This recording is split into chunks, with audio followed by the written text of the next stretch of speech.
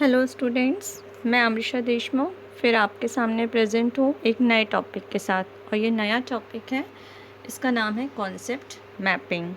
Concept mapping संकल्पना मानचित्र हिंदी में।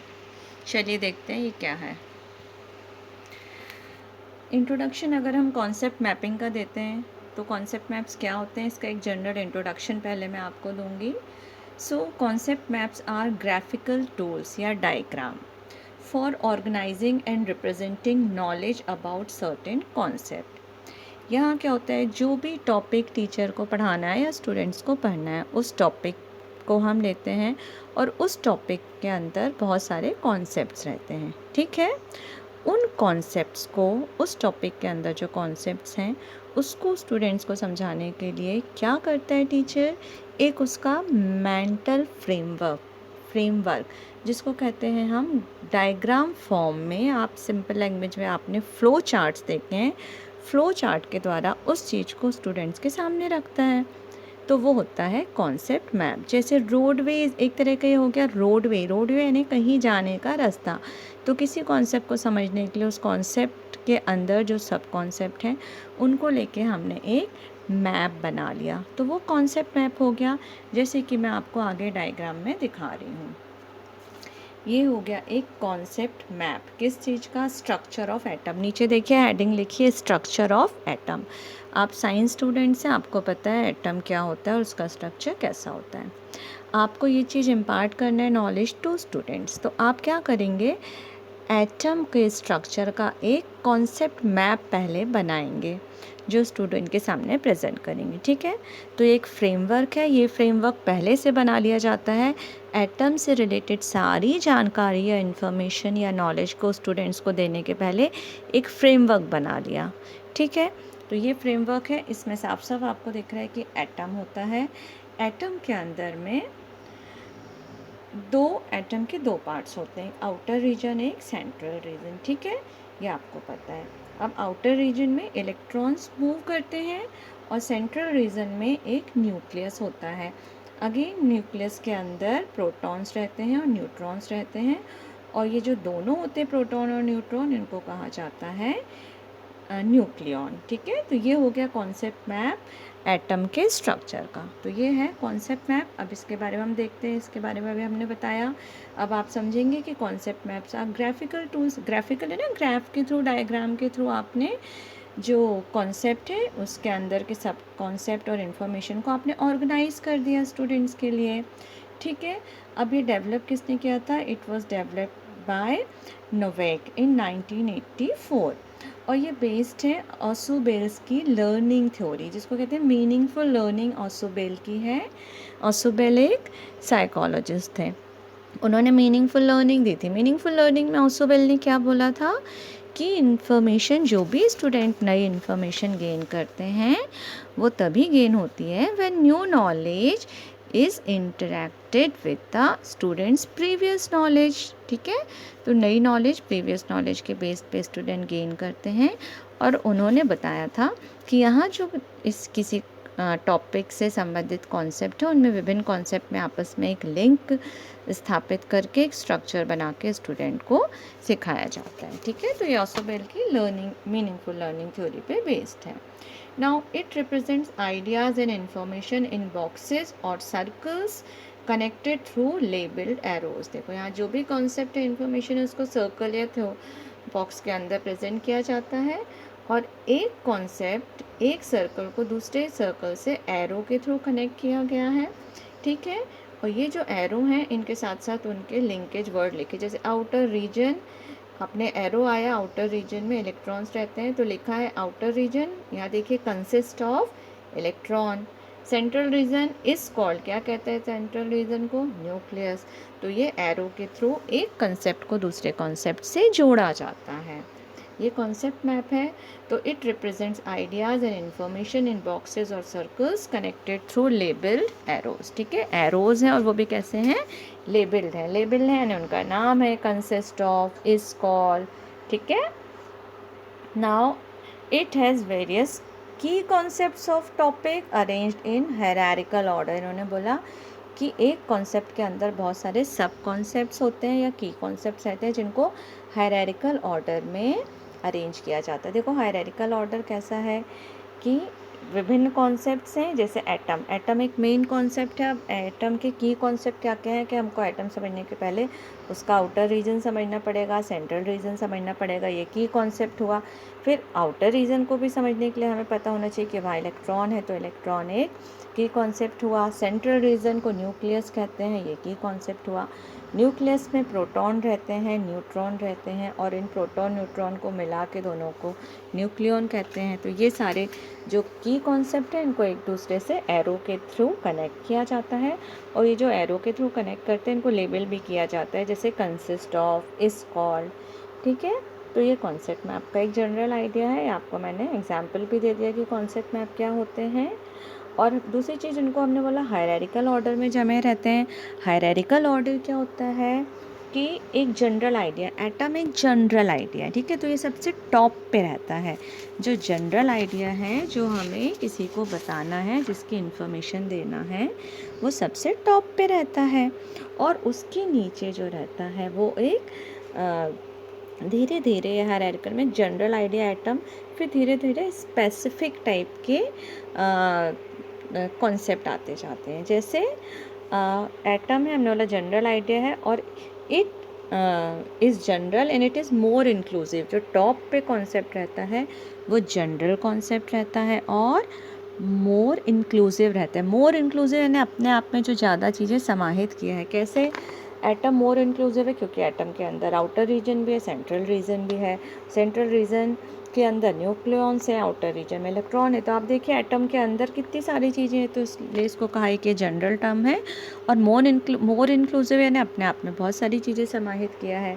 फिर उसके नीचे थोड़ा जनरल कॉन्सेप्ट के नीचे आते जाते हैं हायरार्किकल वाइज, और सबसे नीचे आते हैं तो सबसे नीचे है जैसे कि इलेक्ट्रॉन है, क्योंकि इलेक्ट्रॉन का फिर सब डिवीज़न हम नहीं कर सकते, ये स्पेसिफिक है, लेस इंक्लूसिव है, इलेक्ट्रॉन के अंदर और कुछ नहीं होता। तो ये समझिए हायरार्किकल ऑर्डर यानी जनरल कॉन्सेप्ट जो अपने आप में दूसरी चीज़ों को इंक्लूड करते हैं, और फिर नीचे बढ़ते जाते हैं बॉटम की तरफ, ऐसे कॉन्सेप्ट आते हैं जो लेस इंक्लूसिव हैं, जिसको स्पेसिफिक कहते हैं, जिसके अंदर और कुछ चीज़ें नहीं वो अपने में समाहित किया रहता है।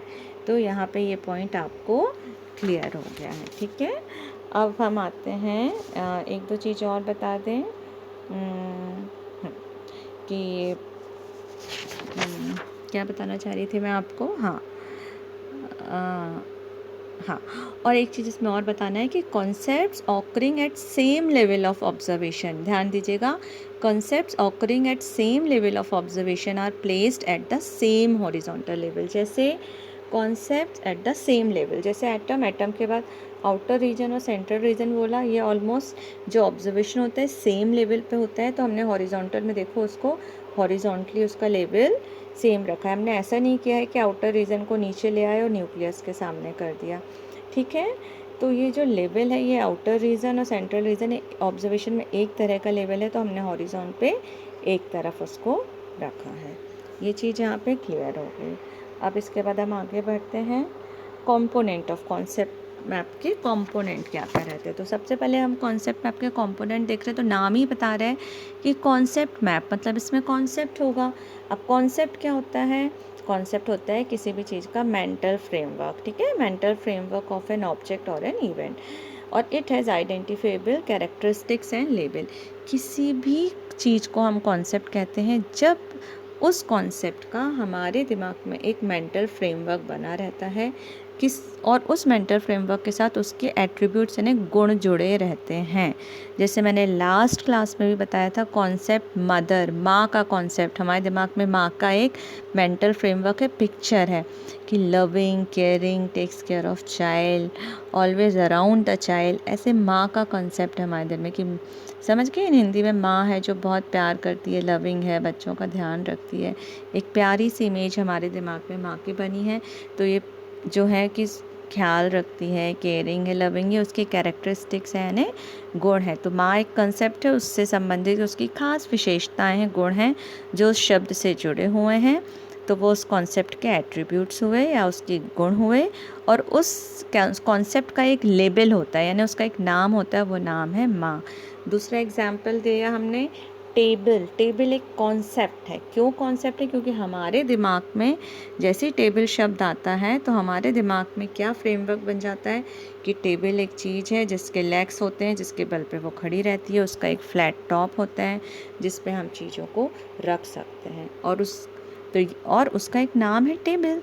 तो कॉन्सेप्ट जिसका एक मेंटल फ्रेमवर्क दिमाग में हो और उस कॉन्सेप्ट से जुड़े हुए आइडेंटिफेबल यानी पहचानने योग कैरेक्टरिस्टिक्स गुण हों, तो उस गुण के आधार पे हम पहचानेंगे कि ये चीज़ क्या है। ओके, ठीक है, हम आगे बढ़ते हैं। दूसरा आता है कॉन्सेप्ट मैप का पहला कंपोनेंट हमने आपको बताया concept component of concept map. First component is concept.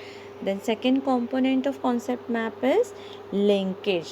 They link two concepts usually represented by arrow or lines. Linkage second concept है concept map का second component है।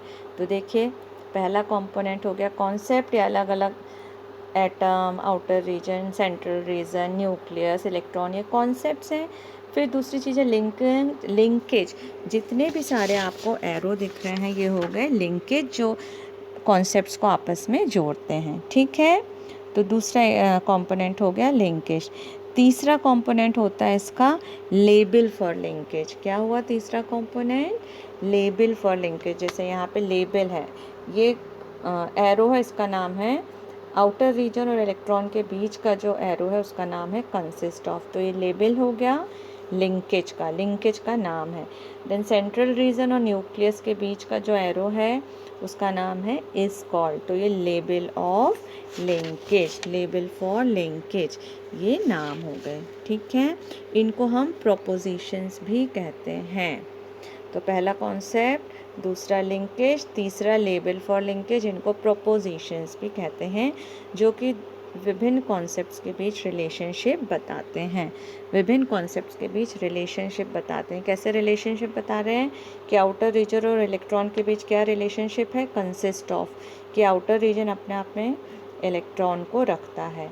सेंट्रल रीजन और nucleus में क्या रिलेशनशिप है? कि सेंट्रल रीजन को हम न्यूक्लियस कहते हैं। तो ये हो गए कंपोनेंट। अब steps to make concept map. किसी कॉन्सेप्ट मैप को कैसे बनाएंगे? पहला स्टेप है identify and enlist various key concept in a topic. किसी भी टॉपिक का जिसका आपको कॉन्सेप्ट मैप बनाना है, पहले आप उसके की कॉन्सेप्ट्स की लिस्टिंग कर लीजिए। ठीक है, जैसे हमें बीएड करिकुलम में आप कुछ चीज़ ले लीजिए, ऑब्जेक्टिव्स ऑफ टीचिंग। आप बीएड के स्टूडेंट हैं इसलिए मैं आपको एग्जांपल दे रही हूँ बीएड के ऑब्जेक्टिव्स ऑफ टीचिंग। तो आपने उसका एक मेंटल फ्रेमवर्क कैसे बनाएंगे कि आपने पहले की कॉन्सेप्ट को आप लिस्ट करेंगे कि ऑब्जेक्टिव के अंदर आते हैं जनरल ऑब्जेक्टिव, स्पेसिफिक ऑब्जेक्टिव, फिर स्पेसिफिक ऑब्जेक्टिव को हम कहते हैं behavioural objectives in terms of behaviour. फिर उसको हम how to write behavioural objectives in how to write objectives in behavioural term. तो ये हमने एक चीज़ें बना ली। तो किसी भी टॉपिक का मेंटल फ्रेमवर्क बनाने के लिए पहले हम उसके की कंपोनेंट को इकट्ठा करके लिस्ट बना लेते हैं। अब सेकंड आया, जैसे इसी एग्जांपल में हमें एक टॉपिक पढ़ाना था एटम का स्ट्रक्चर, तो हमने उसके की कंपोनेंट ले लिया, atom, outer region, central region, और उनकी लिस्टिंग बना ली। अब दूसरा स्टेप क्या होगा? अरेंज दीज की कॉन्सेप्ट इन 2 डायमेंशनल अरे। ठीक है, 2 डायमेंशनल अरे में आपने उसको हायरार्किकली ऑर्डर में जमा लिया। हायरार्किकली ऑर्डर यानी वही कि जनरल आइडिया ऊपर है एटम, फिर एटम से चालू करके आउटर रीजन, सेंट्रल रीजन, उसके नीचे न्यूक्लियस और उसके नीचे प्रोटॉन न्यूट्रॉन। तो एक डिसेंडिंग ऑर्डर में जम गया। फिर क्या करेंगे आपने? वही चीज़ मैंने बताई है, place more general concept eight top followed by less inclusive items. ठीक है, फिर connect the concept through linkage. अब आपने जितने कॉन्सेप्ट्स लिए हैं, की कॉन्सेप्ट लिए हैं, आप उनको लिंकेज से जोड़ दीजिए और उनको आप लिंकेज से जोड़ने के बाद नाम दे दीजिए। एक चीज़ हमने लिखी, cross links can also be put. अब आप बोलेंगे क्रॉस लिंक्स क्या होते हैं? तो क्रॉस लिंक्स होते हैं, जैसे यहाँ आप देखिए प्रोटॉन और न्यूट्रॉन, प्रोटॉन और न्यूट्रॉन के नीचे हमने आपको ऐसे क्रॉस करके लिंक दिया है कि इन दोनों को कहते हैं न्यूक्लियॉन। ठीक है, आपको दिख रहे हैं यहाँ पे क्रॉस लिंक। ठीक है, तो क्रॉस लिंक का क्या काम होता है? They are particularly powerful connections which form a web of relevant and interrelated concept. जो चीज़ें इंटर रिलेटेड है, आपस में रिलेवेंट है, हमने उसको क्रॉस के थ्रू एक वेब बना देते हैं, ठीक है। और ये जो लिंक्स होती हैं ये क्या करती हैं? कॉग्निटिव स्ट्रक्चर में स्टेबिलिटी को बढ़ाती है, मतलब बच्चों की अंडरस्टैंडिंग जो कॉन्सेप्ट है उसको लेके डीप कर देती हैं। तो ये हो गए क्रॉस लिंक्स, ठीक है। अब आपको और दूसरी चीज़, जब भी हम कॉन्सेप्ट मैप बनाएं, ज़्यादा से ज़्यादा की कॉन्सेप्ट को लें और जितने ज़्यादा हम एरो के थ्रू उनको जोड़ेंगे, लिंकेज देंगे, जितनी ज़्यादा से ज़्यादा लाइंस उनको रिप्रेजेंट करेंगी, उतना हम कहते हैं कॉन्सेप्ट मैप अच्छा बना है और स्टूडेंट्स को उससे ज़्यादा हेल्प मिलेगी समझने के लिए, ठीक है। अब हम आते हैं, स्टेप्स हो गए कॉन्सेप्ट मैप बनाने के। नाउ बस यहाँ पे हमारा टॉपिक ख़त्म हो गया। अब आप का कॉन्सेप्ट मैपिंग ख़त्म हो गया। इसके थोड़े बेनिफिट्स हैं। तो इसके बेनिफिट्स क्या हो सकते हैं? कॉन्सेप्ट मैप क्यों बनाया जाता है भाई? क्या होता है कि जो कॉम्प्लेक्स मटेरियल है, जो टफ़ मटेरियल आप कहते हो, उसको समझाने के लिए ईजी रहता है कि आपका कॉन्सेप्ट मैप पहले ही बना लिया दिमाग में, फिर आपने उसमें डिफरेंट कॉन्सेप्ट के बीच में रिलेशन वगैरह ढूंढी, उसको लिंकेज करके जोड़ा, तो टफ़ टॉपिक को ईजिली समझ में आ जाता है, ठीक है। ये विजुअल रिप्रेजेंटेशन रहता है। टेक्स्ट बड़े बड़े 10 लाइन में कोई चीज़ लिखी है, उसकी जगह आपको वो अगर डायग्राम फॉर्म में दिख गया तो आप जल्दी समझेंगे, ठीक है। फिर दूसरी चीज़ क्या होती है, इसमें जो अलग अलग डिफरेंट कॉन्सेप्ट रहते हैं उनके बीच में रिलेशनशिप देख देख के बच्चे कॉन्सेप्ट मैप बनाते हैं।